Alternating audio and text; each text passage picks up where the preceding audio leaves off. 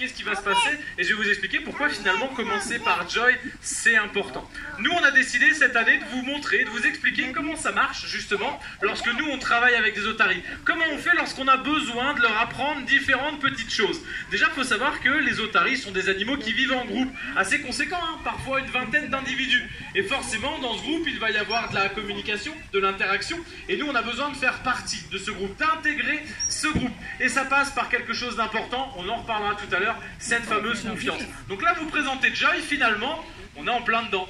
On est en train de vous montrer la petite Joy, qui a tout juste 2 ans, et qui est chez nous depuis seulement 2 semaines. Donc c'est ses premiers pas, c'est ses premières présentations. Ça fait même pas une semaine qu'elle a commencé les présentations.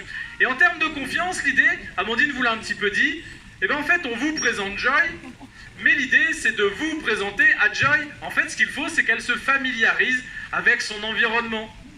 Alors Joy est appelée à grandir, hein, puisque pour l'instant elle fait même pas 40 kilos, et elle devrait être amenée à faire à peu près 80 kilos lorsqu'elle sera adulte.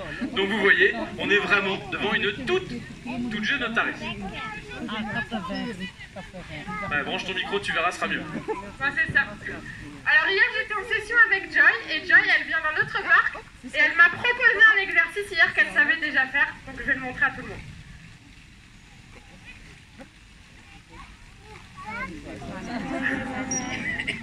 Ouais, c'est sa façon de vous dire bonjour du coup.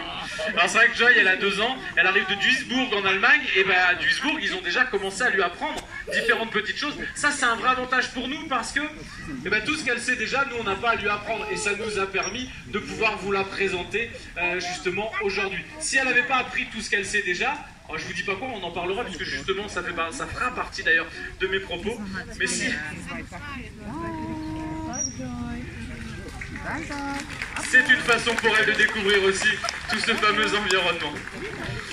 Donc, si jamais nous, Joy, elle n'avait pas appris tout ça, on n'aurait pas pu vous la présenter parce qu'effectivement, on a ses premiers pas, ses premiers apprentissages qui sont extrêmement importants. Alors, vous savez quoi? On vous a dit qu'on allait vous montrer, vous expliquer comment ça marche pour apprendre quelque chose à une otarie. Avant ça, on a d'autres petites choses à vous montrer. Alors je vais quand même vous dire moi ce qui se passe dans le bâtiment parce que c'est important, c'est un moment même très important. Dans le bâtiment, chaque otarie possède son propre box. Et en fait, le box, c'est l'endroit où l'otarie va aller avant chaque session. À chaque fois qu'on va passer du temps avec eux, ils vont aller dans leur box. Donc là, avec Joy, c'est un moment important. Encore une fois, ça fait que 2 semaines qu'elle est là. Donc tout ça est en train de se mettre en place dans sa tête. Il faut que ça se passe bien. Il faut que ce soit très positif pour elle. Bref. Ça y est, on vous a présenté Joy, on va pouvoir rentrer dans le cœur du sujet. Mais je vous l'ai dit, avant de vous expliquer comment on fait pour apprendre quoi que ce soit à une otarie, on va essayer de se mettre d'accord sur plusieurs petites choses. D'abord, l'otarie, c'est un mammifère. Du coup, comme tous les mammifères, ils possèdent ce qui les caractérise, finalement ce qui les rapproche de nous. Par exemple, contrairement à ce qu'on pense, l'otarie, elle est pleine de poils. Du bout du nez jusqu'au bout de la queue. Bon, même si là les poils sont en train de muer, hein, c'est pour ça que vous voyez une différence de couleur un peu partout sur l'otarie. Donc ça c'est une chose. L'otarie aussi a des mamelles, c'est ce qu'a valu le nom de mammifère, c'est ces fameuses mamelles. Alors elles sont 4, elles sont sur le ventre et elles servent à allaiter leurs petits. Autre chose, et là c'est important, mettons-nous tous bien d'accord, cet animal c'est une... mammifère. Et vous voyez qu'on a besoin de se mettre d'accord, hein.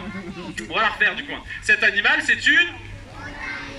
Vous voyez où je veux en venir, hein? En aucun cas, du coup, cet animal, c'est un phoque. Effectivement, c'est bien une otarie. On va vous montrer 2-3 petites différences. Vous allez voir, ça va être pratique. Quand vous les aurez, vous saurez les reconnaître. On a ces fameuses oreilles qui dépassent.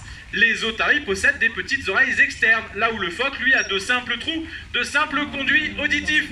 Ça, c'est une première chose. On va vous les montrer là. Et rassurez-vous, hein, les deux entendent d'ailleurs très très bien.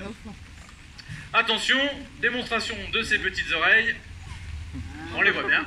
Et puis surtout, la plus grande différence, la plus visible, c'est ça.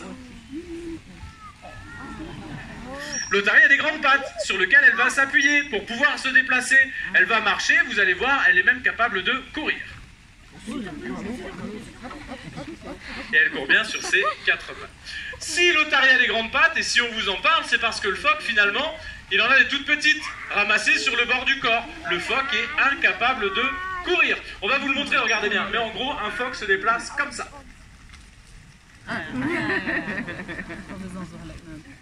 C'était à peu près aujourd'hui. Alors vous allez voir, on avait... Oh, vous pouvez, hein.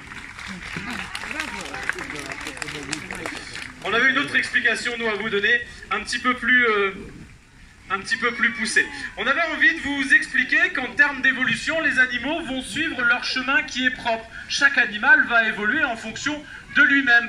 Mais pas seulement finalement, puisque l'animal évolue en fonction de son espèce, mais aussi en fonction de son milieu. Et pour ça, vous allez voir, on va demander à Mona maintenant de se mettre face au mur, voilà.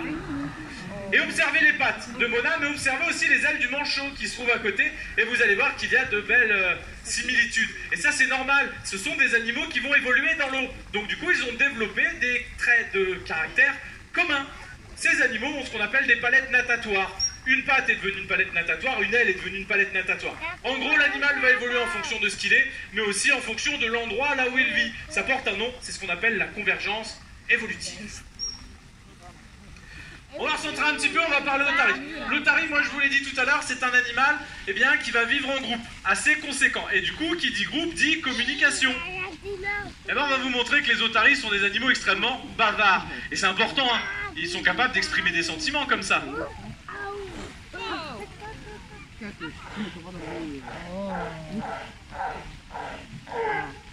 C'est mieux.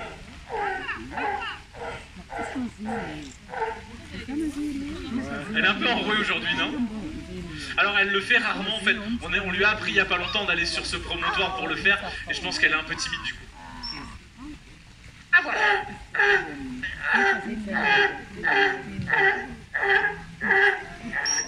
Voilà, avec l'aide du micro, c'est un petit peu mieux. Quoi qu'il en soit, vous l'avez vu, ces animaux sont extrêmement bavards parce que ils ont besoin de communiquer. Une maman otarie est capable de reconnaître le cri de son petit au milieu de tous les autres, mais pas seulement. Elles expriment des contentements ou des mécontentements. Alors on va vous montrer aussi maintenant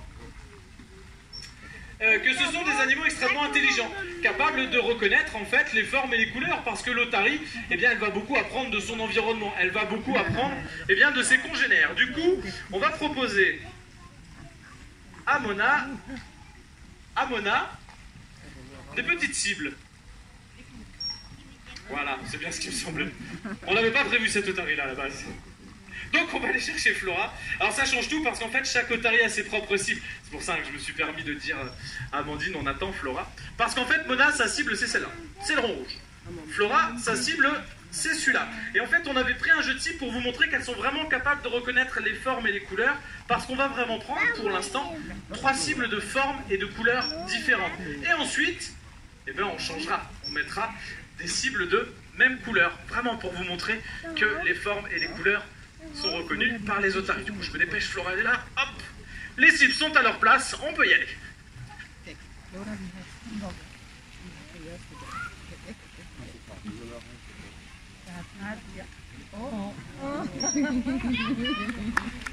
peut la faire.